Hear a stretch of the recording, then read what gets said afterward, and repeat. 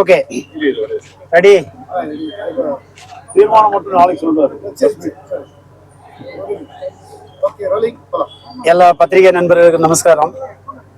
விஸ்வ இந்து பரிஷத் தமிழ்நாட்டுல வட தமிழகம் தென் தமிழகம்னு சொல்லி ரெண்டு பகுதியாக அட்மினிஸ்ட்ரேஷனுக்காக வேலை செய்யறது.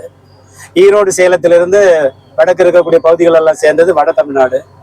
அந்த மாவட்டங்கள் இருக்கக்கூடிய 27 மாவட்டங்களை சேர்ந்த மாவட்ட நிர்வாகிகள் மற்றும் மாநில நிர்வாகிகளுடைய 2 நாள் பொதுக்குழு கூட்டம் நடைபெற்று கொண்டிருக்கிறது. அதுல முக்கியமாக அமைப்பு ரீதியா இருக்கக்கூடிய வேலைகளை பத்தி டிஸ்கஸ் பண்றோம். நமக்கு இப்போ தமிழ்நாடு முழுக்க 2500 ஊர்களில் கிராமங்கள்ல நம்முடைய கிளை இருக்கிறது.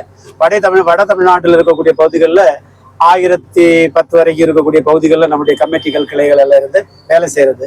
அதே மாதிரி எங்கெல்லாம் சேவா காரியம் நடக்கிறது, பின்தங்கிய பகுதிகளில் படிப்பறிவு கொடுக்கறதுக்காக இருக்கக்கூடிய டியூஷன் சென்டர், அதே போல மருத்துவ முகாம்கள், காலாகாலமா இருக்கக்கூடிய சேவை விஷயங்கள், ஆலயங்களுடைய உழவார பணிகள், இப்படி ஏராளமான பணிகள் விஸ்வ இந்து பரிஷத்து மூலமாக நடக்கிறது.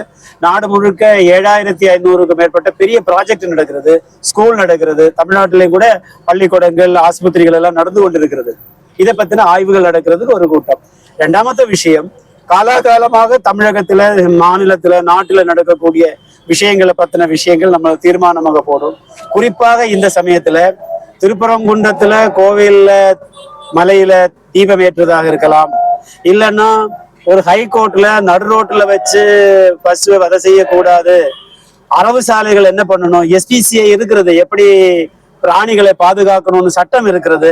அதையெல்லாம் சரியா புரிஞ்சுக்கிடாம மைனாரிட்டிக்காக பாதுகாக்கிறதுக்காக இவங்க இப்ப சுப்ரீம் கோர்ட் போயிருக்காங்க.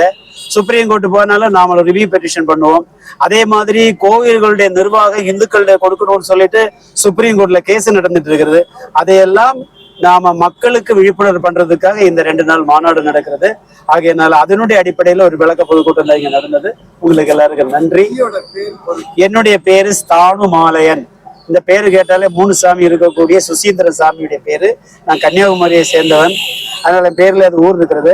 அகில பாரத இணை பொதுச் செயலாளர், மத்திய கமிட்டி என்று சொல்லக்கூடிய ஒரு கமிட்டியில இருக்கக்கூடிய அந்த கமிட்டியில நானும் ஒரு உறுப்பினர். உலக நாடு முழுக்க இருக்கக்கூடிய வேலைகள்ல நான் தமிழ் பேசக்கூடிய பகுதிகளுக்கு சுற்றுப்பயணம் பண்றேன். அதனுடைய உதாரணம் தான் இந்தோனேஷியா நான் சொன்னேன். இன்னும் நிறைய உதாரணங்கள் எனக்கு நேரம் இல்லை. உங்களுக்கு தனிப்பட்ட முறையில வந்தா நான் பேசிட்டு இருக்கலாம்.